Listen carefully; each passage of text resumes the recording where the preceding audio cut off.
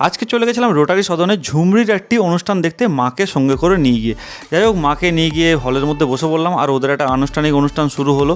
ওই অনুষ্ঠানটা শুরু হয়ে যাওয়ার পর একটা কমার্শিয়াল অ্যাডভার্টাইজমেন্ট চলছিল, যেটার মধ্যে ডালিয়া ছিল, রূপা ছিল, আমার দুই বান্ধবী ছিল।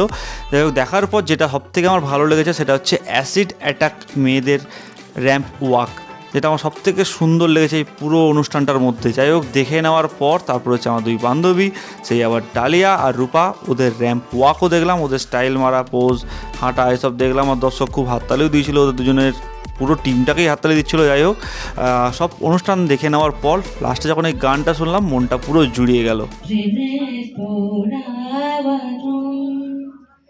কারণে